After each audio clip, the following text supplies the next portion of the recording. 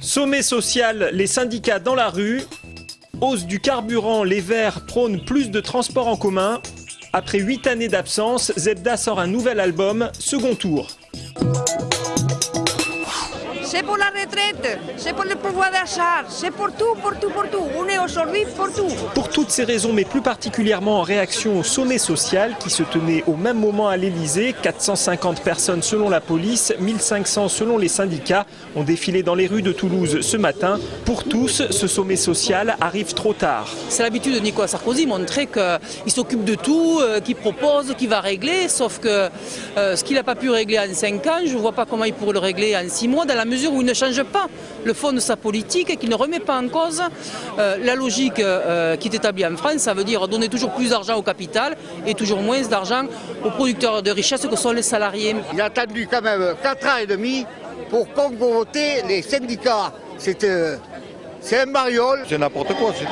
On ne s'attend à rien de bon. Ils vont nous enquiller la TVA sociale et la CSG sur les retraités. En fin de matinée, les manifestants se sont rassemblés devant la préfecture. Des chômeurs et des précaires étaient déjà sur place, venus signifier au préfet leur mécontentement de ne pas avoir été invités à ce sommet social. L'association Accueil et Famille, chargée de la protection de l'enfance, est menacée depuis le mois de décembre par un dépôt de bilan avec continuité d'activité. Les 115 salariés oscillent entre inquiétude et détermination. Nous avons décidé de nous désolidariser, on va dire, des démarches du conseil d'administration et de leur manière de travailler et d'envisager notre avenir à nous, salariés. Donc ces démarches actuelles consistent à, on va dire, refaire le tour un petit peu des associations avec lesquelles nous étions, semble-t-il, en lien et avec lesquelles nous pouvions tracter. Aujourd'hui, la grande crainte des salariés, c'est que leurs partenaires soient réticents à leur confier des enfants. Pourtant, ils le rappellent, le dépôt de bilan est dû à des problèmes de trésorerie et pas à un défaut d'activité. Nous avons un effectif qui est au complet, même au-delà du complet, et qui nous permet effectivement de défendre aujourd'hui auprès non seulement du tribunal, mais aussi de défendre, et ça le Conseil général le sait, notre valeur, notre travail et notre légitimité. Le dépôt de bilan est prévu le 31 janvier. D'ici là, les salariés s'activent. Après avoir rencontré Pierre Izard, le président du Conseil général, ils ont rendez-vous vendredi avec un avocat et un expert comptable. Essence, nouveau record, 1,39 € le litre de gasoil à Toulouse dans une station essence discount, 1,45 € en moyenne nationale, tandis que le super est à 1,59 €. La barre symbolique des 1,50 € le litre est donc bel et bien franchie. Voici la position des Verts et leurs mesures à propos de ce sujet. Les mesures d'Europe Écologie Les Verts qui sont poussées par les élus, notamment dans les collectivités locales à Toulouse, par exemple, et la communauté d'agglomération, c'est des transports en commun beaucoup plus importants que ce qu'ils ont été. Puisque la ville de Toulouse a été vraiment sous-dotée en transport en commun par les municipalités précédentes. Actuellement, il y a un effort sans précédent qui est fait par la mairie et la communauté d'agglomération sur les transports en commun et que même nous avons jugé insuffisant puisque les élus ont voté contre, car nous savons que le pétrole va continuer à augmenter et que les citoyens ont un besoin crucial de mise en place de transports en commun ou d'aménagement de pistes cyclables, pouvoir se déplacer autrement qu'en utilisant ces énergies fossiles. Pour Bernard Keller, maire de Blagnac, cette année 2012 démarre dans la confiance. Blagnac, c'est aujourd'hui 35 000 emplois, dont 2 000 ont été créés en 2011. Le moteur de la ville, l'aéronautique, les programmes immobiliers doivent suivre. On va donc poursuivre le développement sur Andromède, la création de nouveaux logements, en faisant en sorte qu'ils soient accessibles aussi à ceux qui en ont le plus besoin. En tout, 100 millions d'euros seront investis sur 3 ans pour créer notamment de nouvelles écoles et crèches.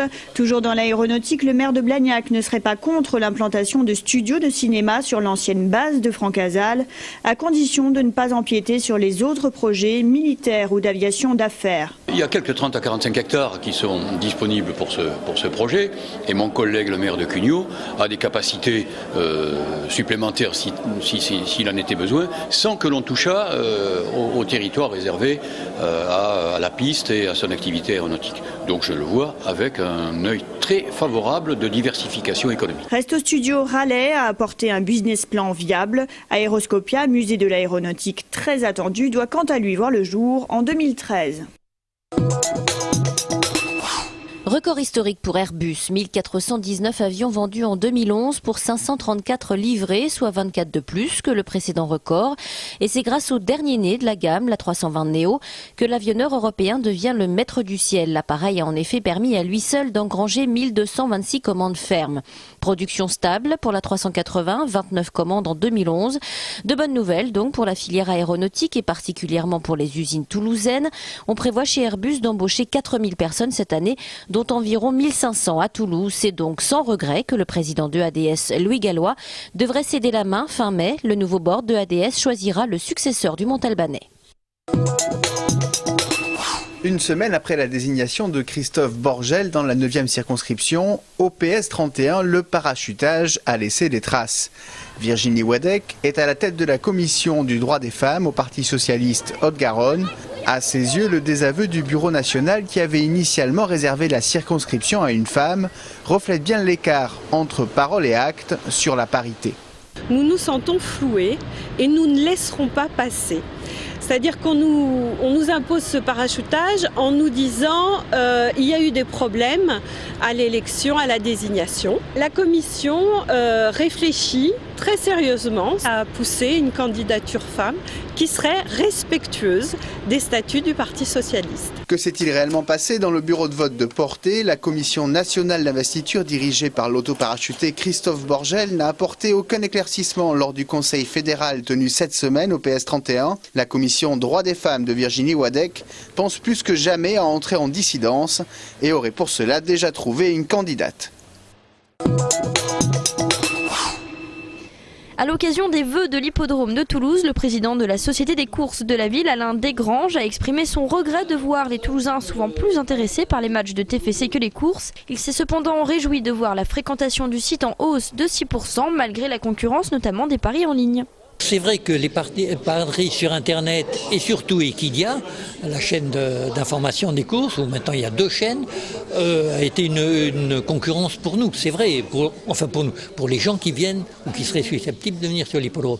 C'est pour ça que je me plains un peu qu'on n'ait pas assez de monde sur l'hippodrome. Mais les gens à côté de ça, pour les grandes festivités, quand ils sont vraiment appelés, viennent voir le spectacle des courses. Il y a les turfistes qui viennent mettre leurs pièces et qui sont intéressés. Et puis il y a aussi les gens qui aiment les chevaux, aiment le contact des chevaux et qui ont eu une culture équestre ou hippique si vous voulez plutôt. Zebda est de retour après 8 années de projet en solo ou en duo. Le groupe toulousain remonte sur scène. Leur 6e album sort le 23 janvier. Depuis le début, on a toujours pensé qu'on reviendrait. On a toujours dit que ce n'est pas la fin de Zebda. On a toujours pensé que c'était un break nécessaire. Après, c'était un peu flou pour nous-mêmes parce qu'on ne savait pas quand on reviendrait ou si on pourrait revenir parce qu'évidemment on n'est pas non plus des devins, on ne sait pas ce que la vie nous réserve. N'ayant rien lâché de leur énergie, Mousse, Hakim, Majid et toute la bande restent fidèles dans cet album second tour à leur combat politique. La question qu'on s'est posée, c'est qu'est-ce qu'on avait envie de souligner autour de cet album. Et c'est vrai que c'est l'idée du retour qui prenait le dessus, cette idée qu'on revienne après 8 ans justement sans album et 8 ans en dehors de Zebda. Donc second tour, ça nous plaisait bien. Alors bien sûr, ça prenait aussi du sens par rapport à la période dans laquelle on va rentrer, qui est une période électorale avec les élections présidentielles. Donc ça prenait un double sens, d'autant plus qu'on savait très bien que là-dessus, on n'hésiterait pas à utiliser notre parole pour, comme on l'a toujours fait, pour participer s'il est possible à un débat, quel qu'il soit.